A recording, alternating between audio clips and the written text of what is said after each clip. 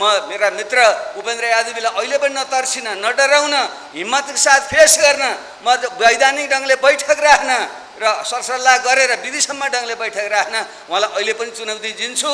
आफैले जन्माएको सन्तानलाई बाबुआमाले किन मार्छन् भन्नुहोस् त? मार्छ? कुनै बाबुआमाले आफ्नो जन्माएको सन्तानलाई मार्छ? मार्दैन। त्यसैले यो पार्टी हामीले जन्माएको हो र हामीले यसलाई फुटबाट जोगाएको हो र अहिले पनि यो पार्टीलाई रूपान्तरण र पुनर्गठन गर्ने हाम्रो मनसाय हो।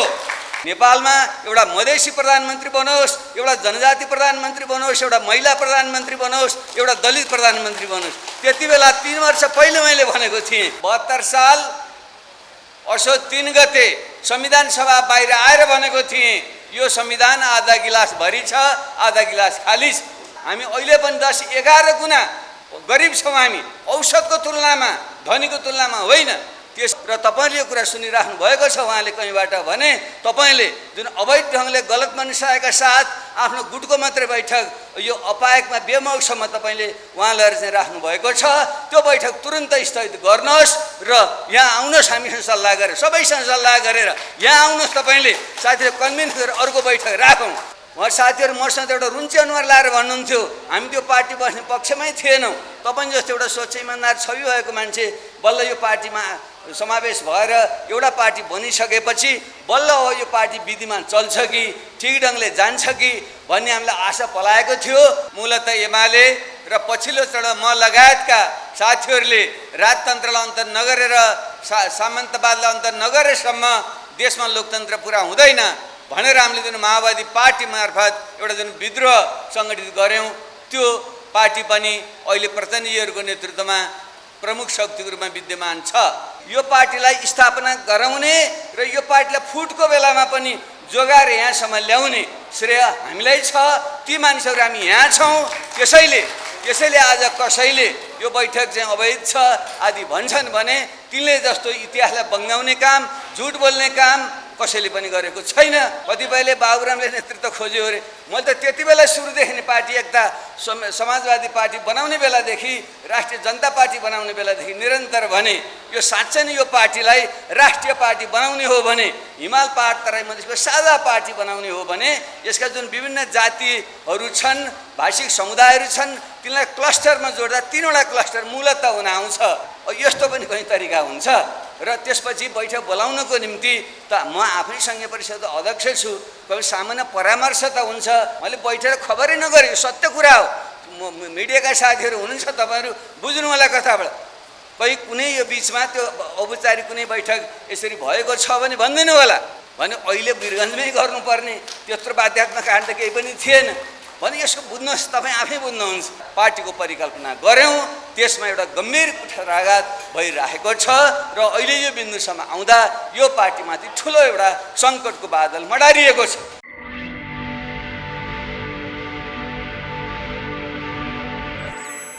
जनता समाजवादी पार्टी त्यत्तिकै लहडमा निर्माण भएको पार्टी होइन।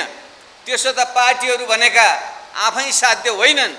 पार्टी भनेको निश्चित लक्ष्य प्राप्त गर्ने साधन हो। नेपालमा 7 साल आसपास राणाशाही निरङ्कुश तन्त्रका विरुद्ध, जानीय शासनका विरुद्ध लड्ने क्रममा नेपाली काङ्ग्रेस पार्टी बन्यो, स्थापित भयो र अहिले पनि त्यसमा एउटा प्रमुख शक्तिको रूपमा विद्यमान छ। एउटा व्यक्तिगत स्वतन्त्रता, खुला बजार अर्थतन्त्रमा विश्वास गर्ने एउटा पुँजीवाद पक्षधर त्यो पार्टीको आफ्नो स्पेस थियो, छ अहिले पनि। त्यसपछिको कालखण्डमा समानताको नारा दिएर नेपालका वर्गीय उत्पीडनका विरुद्धमा नाराहरू दिएर कम्युनिस्ट पार्टीको स्थापना भयो, विभिन्न घटकहरू बने र अहिले त्यसैको विरासत स्वरूपमा मूलत एमाले र पछिल्लो चरण म लगायतका साथीहरूले राजतन्त्रलाई अन्तर नगरेर, सामन्तवादलाई अन्तर नगरेसम्म देशमा लोकतन्त्र पुरा हुँदैन भनेर हामीले जुन माओवादी पार्टी मार्फत एउटा जुन विद्रोह सङ्गठित गऱ्यौँ, त्यो पार्टी पनि अहिले प्रचण्डजीहरूको नेतृत्वमा प्रमुख शक्तिको रूपमा विद्यमान छ। त्यो सँगसँगै यो पुराका आन्दोलनको रूपमा मधेसमा, जनजाति बाहुल्य क्षेत्रहरूमा आन्दोलन भए, विद्रोह भए र तिनका बाहक पार्टीहरू बने। तर हामीले 2072 सालमा संविधान सभाबाट सङ्घीय लोकतान्त्रिक गणतन्त्र संस्थागत भएपछि नेपालमा 7 सालदेखि 72 सालसम्म बनेका पार्टीहरू मूलतः पुरानो राज्य सत्तालाई बदलेर नेपालमा एउटा लोकतान्त्रिकरणको प्रक्रिया पुरा गर्नको निम्ति थिए। त्यसले तिनीहरूले मूल रूपमा त्यसलाई पुरा गरे। संघीय लोकतान्त्रिक गणतन्त्र संविधान सभाबाट बन्नु भनेको नेपालको एउटा कालखण्डको पूर्णता थियो, सापेक्ष पूर्णता थियो, तर त्यसमा केही अपूर्णताहरू थिए। म आफै संविधान सभाको संवैधानिक राजनीति संवाद समितिको सभापतिको हैसियतले मैले त्यही दिन 72 साल असोज 3 गते संविधान सभा बाहिर आएर भनेको थिएँ, यो संविधान आधा गिलास भरि छ, आधा गिलास खाली छ। भरि यस अर्थमा छ, यो नेपाली जनताले आफ्ना चुनिएका प्रतिनिधि मार्फत नेपाली इतिहासमा पहिलोचोटि बनाए। योभन्दा अगाडि बनेका संविधानहरू राजा प्रदत्त संविधान थिए। यो मात्रै पहिलो एउटा संविधान थियो, राम्रो भए पनि नराम्रो भए पनि नेपाली जनताले बनाएका थिए। त्यसैले यो आधा गिलास भरिएकै हो। तर आधा गिलास खाली फेरि किन थियो भने यो देशका जुन विभिन्न जाति भाषिक क्षेत्रीय समुदायहरू थिए, विभिन्न राष्ट्रियताहरू थिए, नेपाललाई संविधानतः नै एउटा बहुजातीय बहुभाषिक बहुसांस्कृतिक विविधता युक्त राज्य भनेर जुन परिभाषित गरिएको छ, ती जाति र भाषाहरूको आफ्नो पहिचान र अधिकार सहितको संघीय राज्य प्राप्त भएको थिएन। संघीयता त थियो तर त्यो पूर्ण रूपमा थिएन। त्यसको सँगसँगै हामीले विगतको जुन संसदीय व्यवस्था हो बेलायतबाट नक्कल गरिएको, त्यो संसदीय व्यवस्थाले नेपालमा सधैँ अस्थिरता मात्रै ल्यायो। त्यसैले यो संविधान सभाबाट बन्ने जुन संविधानले लोकतन्त्रको प्रत्याभूति गरेको छ, यो लोकतन्त्र हिजोको बेलायती मोडेलको संसदीय व्यवस्था होइन, योभन्दा अगाडि बढेको व्यवस्था हुनुपर्छ भन्ने हाम्रो भनाइ थियो। त्यसको निम्ति प्रत्यक्ष निर्वाचित राष्ट्रपतीय प्रणाली र पूर्ण समानुपातिक संसद हाम्रो जस्तो देशको निम्ति उपयुक्त हुन्छ। देशको विविधतालाई सम्बोधन गर्नको निम्ति पूर्ण समानुपातिक संसद हुनुपर्छ। त्यसले सबै भाषा जाति समुदायहरूको, महिला दलित जनजातिहरू मैदेशीहरू सबैको भावनाको समेट्छ र हामीले कार्यकारीलाई चाहिँ प्रत्यक्ष रूपमा निर्वाचित गर्यौं भने संघमा प्रदेशमा र स्थानीय तहमा त हामीले गरेकै छौं, संघ र प्रदेशमा पनि प्रत्यक्ष निर्वाचित कार्यकारी गर्यौं भने त्यसले एउटा त असल सही मान्छे निर्वाचित गर्छ, दोस्रो त्यसले चाहिँ एउटा स्थायित्व दिन्छ र देशलाई छिटो विकास र समृद्धिको दिशामा लान सकिन्छ। त्यस अर्थमा यो संविधान अपूर्ण छ, आधा गिलास खाली छ भनेर हामीले भनेका थियौं। र त्यसको सँगसँगै हाम्रो देश संसारको सबभन्दा गरिब देश मध्येमा अहिले पनि छ। संसारको प्रति व्यक्ति आम्दानी अहिले $13,000 छ। सबै अहिले करिब 8 अर्ब जनसङ्ख्या पुग्दैछ। त्यसलाई बराबर बाँड्ने हो भने विश्वका सबै मान्छेलाई $13,000 बराबर आम्दानी पुग्छ। तर नेपालको आम्दानी अहिले पनि जम्मा 1100 आसपास छ। अर्थात् विश्वको औसतको तुलनामा हामी अहिले पनि 10-11 गुणा गरिब छौँ। हामी औसतको तुलनामा, धनीको तुलनामा होइन। त्यसैले यो देशलाई यो गरिबीको दुष्चक्रबाट, बेरोजगारीको दुष्चक्रबाट 60-80 लाख मान्छे अहिले पनि विदेशमा छन्। ती युवाहरूलाई रोजगारी दिन, यो देशलाई हाम्रै जीवनकालमा समृद्ध बनाउन अब हामीले एउटा नयाँ विशेष अभियान चलाउनु पर्छ भनेर यो लोकतान्त्रिक अधिकारका आधा गिलास भर्ने र त्योभन्दा अगाडि बढेर देशलाई सुशासन र समृद्धिको दिशामा लिएर जाने यो कार्यभार पुरा गर्नको निम्ति अब हिजोका पुराना पार्टीबाट हुँदैन, हामीले नयाँ ढङ्गको पार्टी निर्माण गर्नुपर्छ भनेर नै हामीले यो अभियान सुरु गरेका हौं। हो त्यसै क्रममा नै आजभन्दा 3 वर्ष पहिले हामीले यिनै विभिन्न समूहहरू जो थिए जसलाई वैकल्पिक राजनीतिधार कांग्रेस र कम्युनिस्ट भन्दा वैकल्पिक बनाउने उद्देश्यले हामीले तत्कालीन संघीय समाजवादी फोरम, नयाँ शक्ति पार्टी, राष्ट्रिय जनता पार्टी र मार्क्सवादी पार्टी लगायतका अन्य विभिन्न घटकहरूलाई हामीले जोडेर यो जनता समाजवादी पार्टी बनाएका थियौं।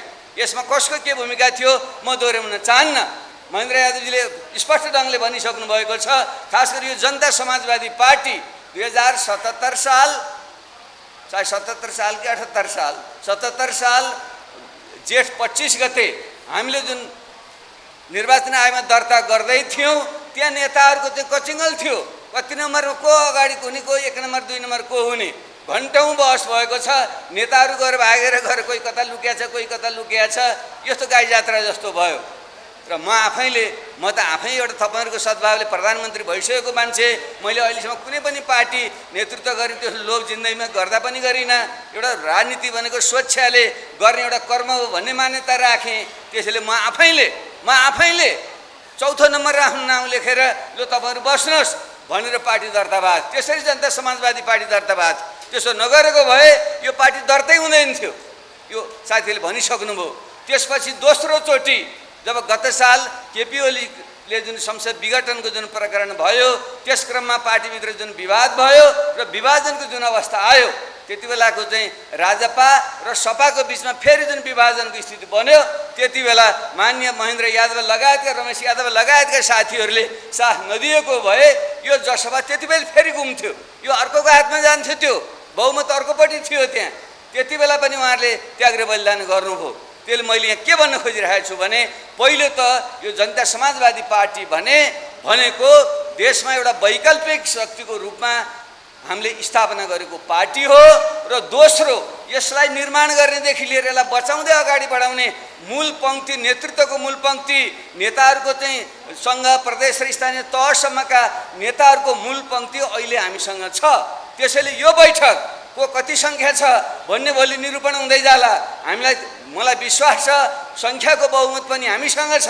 कथम कदाति यसको निरूपण हुँदै गएछ भने पनि वैचारिक हिसाबले यसको जुन मूल मर्म हो संहिता, सुशासन, समृद्धि र समाजवादका जुन हाम्रा मूल आधार तत्त्व हुन्, जसको परिभाषा हामीले नै गरेका थियौँ, हो त्यो परिभाषा, त्यो आधार तत्त्वलाई बोक्ने, यो पार्टीलाई स्थापना गराउने र यो पार्टीलाई फुटको बेलामा पनि जोगाएर यहाँसम्म ल्याउने श्रेय हामीलाई छ। ती मानिसहरू हामी यहाँ छौँ। त्यसैले आज कसैले यो बैठक चाहिँ अवैध छ आदि भन्छन् भने तिनले जस्तो इतिहासलाई बङ्गाउने काम, झुट बोल्ने काम कसैले पनि गरेको छैन। यो म ठोक्का साथ यहाँ भन्न म चाहन्छु। पछिल्लो चरणमा किन अब बडो यो लुकाउने कुरै छैन। अब हामीले यहाँ यसरी बैठक गरिरहेका छौँ। अब अर्को हाम्रो कार्यकारिणी अध्यक्ष उपेन्द्र यादवजीले आफ्नै ढङ्गले उहाँ वीरेन्द्र बैठक बोलाइदिनु भयो। झट्ट विधान हेर्नुभयो भने त कार्यकारिणी अध्यक्ष उहाँ मात्रै हुनुहुन्छ। अहिले अर्को एउटा जुन पद थियो त्यसमा हामीले यो पार्टी हिमाल पहाड तराई मधेस जोड्ने पार्टी, विभिन्न जाति समुदायहरूको जुन आन्दोलनबाट आएका मानिसहरू हामी छौँ, त्यसको प्रतिनिधित्व गर्ने एउटा पार्टी हो।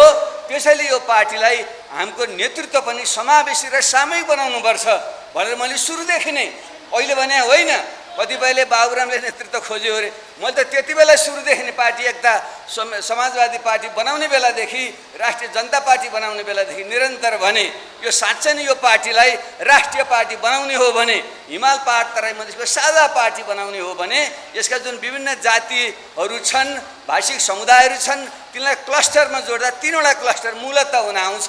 एउटा तिब्बती बर्मेली भाषा परिवार बोल्ने समुदाय, जाति, राष्ट्रियता, जसलाई हामीले जनजाति भन्छौँ।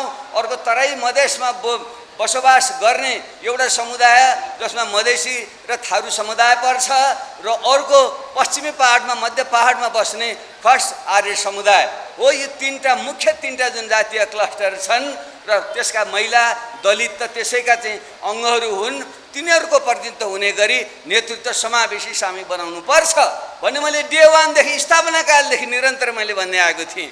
र यो पार्टी बनाउने क्रममा पनि जब गत वर्ष पार्टी विभाजन भएर महेन्द्र ठाकुरजी अलगतिर गएपछि विधान त हाम्रो त्यही पहिलेकै छ।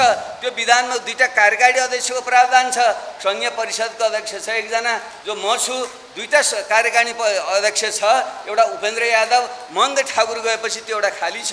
र त्यहाँ मैले निरन्तर भने त्यसमा एकजना जनजाति समुदायबाट राख्ने एबिसिडी व्यक्ति जोसुकै होस्, जनजाति समुदायको एउटा कार्यकारिणी अध्यक्ष राखौँ। त्यसो भयो भने जनताले पनि बुझ्छ यो पार्टी कुनै समुदायको पार्टी होइन, यो पहाडिया पार्टी पनि होइन, यो मधेसी पार्टी पनि होइन, यो जनजाति पार्टी पनि होइन, यो सबै समुदायको जुन प्रतिनिधित्व गर्ने राष्ट्रिय पार्टी हो, राष्ट्रिय चरित्रको पार्टी बन्छ भनेर प्रयत्न गरेँ।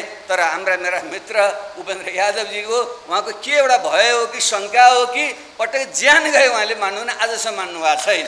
तै पनि हामीले मान्दियौँ, ल भइगयो भनेर मैले मान्दिएँ। साथीहरूले मान्नु म त गर्नुपर्छ भनिरहेको थिएँ। तर त्यसको चरम दुरुपयोग गरेर अहिले उहाँ पार्टीको कार्यकारिणी समिति, केन्द्रीय समिति एकापट्टि छ, पछि साथीहरूले एउटा चाहिँ मुख्यालय बनाऊँ, हेड क्वार्टर बनाऊँ तीनजनाको भनेर पनि बनाइयो स्थानीय चुनावको मुखमा। तर त्यसको अहिलेसम्म त्यसको एउटा पनि बैठक भएन। अब कार्यकारिणी अध्यक्ष बनाइसकेपछि त बोलाउनु त उहाँले हो, विधानले त्यही भन्छ। उहाँले बैठकै नबोलाएपछि के गर्ने? त्यसपछि हामीसँग कार्यकारिणी समिति छ, त्यो कार्यकारिणी समितिको पनि बैठक बोलाउनु भयो। अहिले बनियो स्थानीय निर्वाचनपछि त 2 महिना समय बितिसक्यो नि, कुनै पनि बैठक बोलाउनु भएन। बाहिर मिडियाहरूमा आयो, उहाँले आफ्नो मान्छे राखेर चाहिँ बैठक बोलाउनु भयो भन्ने कुराहरू आयो। यस्तो पनि कहीँ तरिका हुन्छ र त्यसपछि बैठक बोलाउनको निम्ति त म आफै सङ्घीय परिषदको अध्यक्ष छु, कहिले सामान्य परामर्श त हुन्छ। महेन्द्र यादवजी लगायतका साथीहरू हुनुहुन्छ जो उहाँलाई अलिकति लाग्यो यी साथीहरूले मैले भनेको मात्रै मान्दैनन् भने उहाँको मनको शङ्का हो नि, हामीले किन नमान्ने, राम्रो कुरा किन नमान्ने, मानेरै त आएको थियौँ नि। मैले बैठक खबरै नगरेँ, सत्य कुरा हो। मिडियाका साथीहरू हुनुहुन्छ, तपाईँहरू बुझ्नु होला कथाबाट। कहीँ कुनै यो बिचमा त्यो औपचारिक कुनै बैठक यसरी भएको छ भने भनिदिनु होला। ल हामीलाई यदि बैठकको निम्तो आएर नगएको भन्ने पुष्ट गर्नुहुन्छ भने त्यो पनि हामी मानौँला। होइन, सत्य नै होइन, बैठक नि बस्ला छैन, हामी यहीँ छौँ, काठमाडौँमै छौँ, हामीले बोलाइएको पनि छैन। र अनि उहाँले वीरगन्जमा यो अहिले सधैँ यो काठमाडौँमा बैठक भइरहेकै थियो, हुनुपर्छ भन्ने त होइन। त्यसो हामी संहितामा गइछौँ, जहाँ गएर बैठक गर्दा पनि हुन्छ। तर यो गर्मीको बेलामा अलिकति सिजन मिलाउँदा पनि हुन्छ नि त।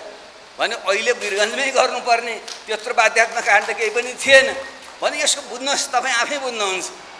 त्यसैले म के भन्न चाहन्छु भने यस्तो तरिकाले हामीले जुन सपना देखेर वैकल्पिक शक्ति बनाउने, हिमाल पहाड तराई मधेस जोड्ने एउटा समावेशी पार्टी बनाउने र त्यसको बलमा देशमा एउटा सुशासन भ्रष्टाचार रोकेर यो देशलाई समृद्धिको दिशामा लैजाने भनेर जुन एउटा पार्टीको परिकल्पना गऱ्यौँ, त्यसमा एउटा गम्भीर कुठाराघात भइरहेको छ।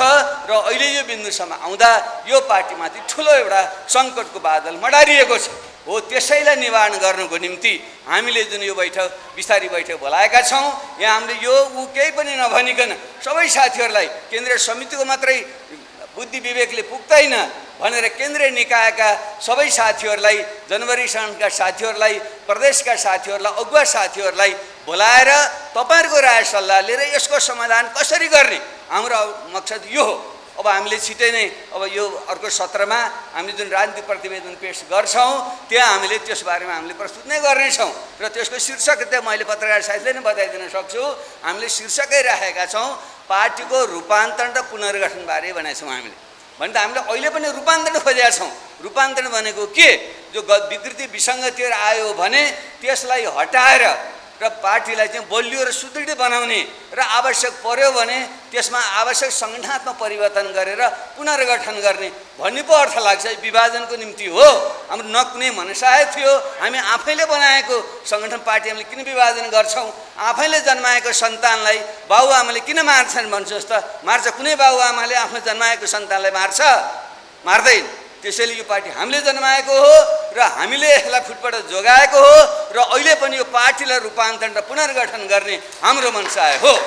म फेरि पनि अहिले साथीले भन्नुभयो, म मेरा मित्र उपेन्द्र यादवजीलाई अहिले पनि नतर्सिन, नडराउन, हिम्मतको साथ फेस गर्न, म वैधानिक ढङ्गले बैठक राख्न र सरसल्लाह गरेर विधिसम्म ढङ्गले बैठक राख्न उहाँलाई अहिले पनि चुनौती दिन्छु।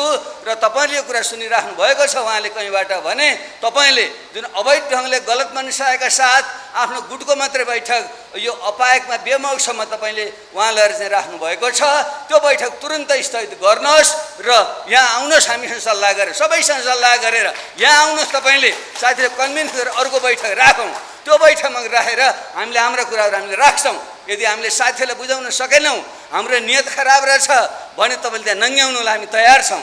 तर तपाईँले विधि पद्धति प्रक्रिया तोडेर मनपरी ढङ्गले स्वेच्छाचारी ढङ्गले हरकत गर्दै जानुहुन्छ भने त्यसलाई वैधता दिन सकिँदैन, वैधता दिन हुँदैन। कोही साथीलाई लाग्यो त्यहाँ गए हुन्थ्यो नि भनेर। जब कसैको नियत गरेर खराब छ, विधि र पद्धति तोडेको छ, स्वेच्छाचारिता तन्त्रको उसको इतिहास छ, सबै साथीहरूले अहिले जो साथीहरू त्यहाँ जानुभएको छ म त्यहाँ नाम नलिउँ, मनले म ती साथीहरूलाई पनि उहाँले पनि सुन्नु राखेको छ भने ममा भन्न उहाँलाई आग्रह गर्न चाहन्छु। उहाँले मसँग आएर हिजोसम्मले कति कुराहरू उहाँले गर्नुहुन्थ्यो, उहाँ साथीहरू मसँग एउटा रुन्चे अनुहार लाएर भन्नुहुन्थ्यो हामी त्यो पार्टी बस्ने पक्षमै थिएनौँ। तपाईँ जस्तो एउटा स्वच्छ इमान्दार छवि भएको मान्छे बल्ल यो पार्टीमा समावेश भएर एउटा पार्टी बनिसकेपछि बल्ल हो यो पार्टी विधिमा चल्छ कि ठिक ढङ्गले जान्छ कि भन्ने हामीलाई आशा पलाएको थियो। उहाँबाट त हुँदै हुँदैन। उहाँको इतिहासै अत्यन्त निरङ्कुश प्रकृतिको, अत्यन्त सामन्ती प्रकृतिको, स्वेच्छाचारी प्रवृत्तिको, अपारदर्शी प्रवृत्तिको छ भन्ने यो शब्द उहाँ साथीहरूको। बरु मैले बेनिफिट एउटा शङ्काको लाभ उपेन्द्रजीलाई मैले दिएको, पार्टी एकता भएको समाजवादी पार्टी बन्ने बित्तिकै हाम्रो चाहिँ 2 नम्बर प्रदेश, त्यति बेला 2 नम्बर प्रदेश हो मध्य प्रदेश, जनकपुरमा ठुलो कार्यक्रम भएको थियो। त्यही कार्यक्रममा गएर मैले भनेको थिएँ, त्यति बेला भनेको थिएँ बाबुराम भट्टराईको लक्ष्य भनेको नेपालमा एउटा मधेसी प्रधानमन्त्री बनोस्, एउटा जनजाति प्रधानमन्त्री बनोस्, एउटा महिला प्रधानमन्त्री बनोस्, एउटा दलित प्रधानमन्त्री बनोस्। त्यति बेला 3 वर्ष पहिले मैले भनेको थिएँ र पटक पटक पनि मैले त भनिरहेको छु र आज पनि म फेरि भन्न चाहन्छु। त्यसैले मैले उहाँहरूले अगाडि जानुभयो म पछि पर्छु कि भन्ने मेरो कुनै मनसाय होइन र कसैले त्यस्तो भ्रम फर्न खोज्छ भने त्यसमा कुनै सत्यता छैन। हामी यो पार्टीलाई यो वैकल्पिक पार्टीको रूपमा अगाडि बढाउने, एउटा राष्ट्रिय पार्टीको रूपमा अगाडि बढाउने र हाम्रो संहिता, सुशासन, समृद्धि, समाजवादका जुन हाम्रो कोर भ्याल्युजहरू छन्, मूल मान्यताहरू छन्, त्यसलाई एकताबद्ध ढङ्गले चाहिँ जोडेर काङ्ग्रेस र कम्युनिस्ट पार्टीहरूको चाहिँ यो देशलाई जुन खाडलमा उनले हालेका छन्, जुन एउटा नयाँ ढङ्गले अहिले श्रीलङ्का अस्ति मात्रै देख्नुभयो, श्रीलङ्काको राष्ट्रपति प्रधानमन्त्री दुवै भागेका छन्। ल भन्नुहोस् कत्रो जात्रा होला भन्नुहोस् त। लाखौँ मान्छेले राष्ट्रपतिको कार्यालय र प्रधानमन्त्रीको कार्यालयमा आगो लाउने, राष्ट्रपतिको कार्यालय कब्जा गरेर बसेको अवस्था यहीँ अगाडि छ भने हामी श्रीलङ्का त मैले दान्न खोजे होइन, दक्षिण एसियाको निकै विकसित देश थियो। त्यहाँका केही नेताहरू यस्तै अहङ्कार, आफूले गरेपछि जे गरे पनि हुन्छ भन्ने जुन अहङ्कार पलायो, खास गरी त्यो राजा पक्ष परिवार भन्ने जुन पछाडि आयो, त्यसले आफै एउटा दाजु प्रधानमन्त्री छ, एउटा राष्ट्रपति छ, अर्को चाहिँ अर्थमन्त्री छ, अर्को रक्षा मन्त्री छ गरेर जसरी चाहिँ उनीहरूले पुरै सत्ता त्यसरी कब्जा गरे र भ्रष्टाचारलाई यसरी चाहिँ उनीहरूले चाहिँ मौलन दिए र आसेपासे पुँजीवाद क्रोनी क्यापिटलिजम भनिन्छ, जसरी तिनले विस्तार गरे के अहिले नेपालमा त्यही भइरहेको छैन? त्यो सानो स्केल त्यही त भइरहेछ। यहाँ प्रत्येक पार्टीभित्र त्यही खालको आसेपासेवाद क्रोनिजम हाबी छ। पार्टीभित्र पनि राज्य सत्तामा त छँदैछ, जो सत्तामा जान्छ त्यसले चाहिँ राज्य सत्ताको जुन दोहन गर्ने, सत्तामा जाने भनेकै लुटेर धन कमाउने, त्यो धन खर्च गरेर चुनाव जित्ने, त्यसको बलमा फेरि यो दुष्चक्रमा नेपाल फस्या छ। चाहे कम्युनिस्ट नाम गरेका पार्टी हुन्, चाहे काङ्ग्रेस नाम गरेको पार्टी होस्, 40 वर्ष करिबदेखि त तिनकै त्यसो राज्य छ यहाँ। त्यसै भएको हुनाले नेपाल पनि त्यही गम्भीर एउटा सङ्कटमा छ। त्यसबाट मुक्त हुनको निम्ति, मुक्ति दिनको निम्ति नै यो हामीले एउटा वैकल्पिक पार्टीको हामीले परिकल्पना गरेका हौँ र दुःखका साथ भन्नुपर्छ यही वैकल्पिक भनिएको पार्टीभित्र पनि एउटा जुन ढङ्गको चाहिँ एउटा स्वेच्छाचारिता, निरङ्कुश तन्त्र र एउटा आसेपासेवाद क्रोनिजम जुन ढङ्गले अगाडि बढ्दैछ र पार्टीका विधि पद्धति चाहिँ मिचेर आफ्नो मनपरी तन्त्र चाहिँ हाबी हुँदैछ, यसले अन्त्यमा पुर्याउने त्यही हो। काङ्ग्रेस र एमाले माओवादीले अलिक ठुलो स्केलमा त्यो प्रयोग गर्लान्। यो जनता समाजवादी पार्टी यही रूपमा रह्यो, यसलाई रूपान्तरण गर्न सकिएन, यसलाई पुनः गर्न सकिएन भने यसको भविष्य पनि त्यही हो। सानो मात्रामा सानो क्लोन भन्छ नि, त्यो क्लोन मात्रै हो। काङ्ग्रेस, कम्युनिस्ट, माओवादी पार्टी र तिनका नेताहरू र शैलीहरूको जुन ढाँचा र ढर्रा छ, यो पार्टीको पनि त्यस्तै हुने खतरा हामीले देख्यौँ। त्यसै भएको हुनाले त्यसलाई सच्याउन, त्यसलाई सुधार्न र त्यसलाई रूपान्तरण गर्न हामीले यो प्रयत्न हामीले गरेका छौँ। त्यसैले यस बिचमा अब हामीले केही समयपछि अब अर्को सत्रमा हामीले राजनीतिक प्रतिवेदन हामीले चाहिँ प्रस्तुत गर्छौँ। त्यो राजनीतिक प्रतिवेदनमा हामीले यसको नै समीक्षा गरेर हामीले कहाँ त्रुटि भए र के कारणले गर्दा पार्टी गलत दिशातिर गइरहेको छ र यसलाई कसरी सच्याएर जान सकिन्छ हो, त्यसैको एउटा प्रारम्भिक हामीले चाहिँ खाका प्रस्तुत गरेका छौँ। र तपाईँ साथीहरू जो यहाँ आउनुभएको छ, तपाईँले त्यसमाथि एउटा विहङ्गम ढङ्गले समीक्षा गरेर त्यसको चाहिँ चिरफार गरेर सुझाव सल्लाह दिनुहुनेछ र यही सल्लाह सल्लाहका आधारमा हामी अगाडि बढ्नेछौँ। हामी अहिले यही गर्छौँ भने हाम्रो कुनै पनि त्यहाँ हाम्रो दाबी छैन।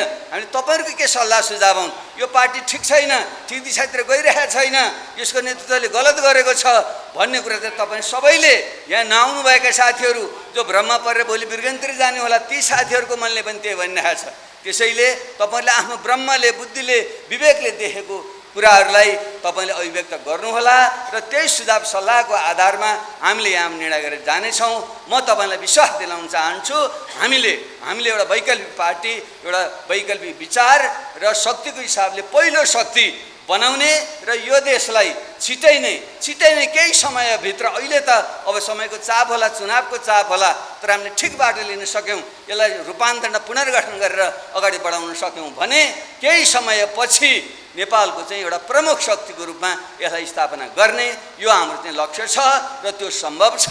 त्यसको निम्ति तपाईहरु चाहिँ एउटा अत्यन्त आत्मविश्वासपूर्वक एउटा आलोचनात्मक चेत सहित तपाईहरुले बसेर छलफल गरेर सुझाव दिनुहुनेछ। यही तपाईहरुसँग म आग्रह गर्दै अहिले म तपाईहरुबाट बिदा हुन्छु र फेरि अर्को सेसनहरु भेट हुनेछ। यिनै शब्दका साथ तपाईहरु सबैलाई हार्दिक यो उपस्थित हुनुभएकोमा, यहाँ आउनुभएकोमा हार्दिक बधाई र धन्यवाद भन्दै म बिदा हुन चाहन्छु। नमस्कार।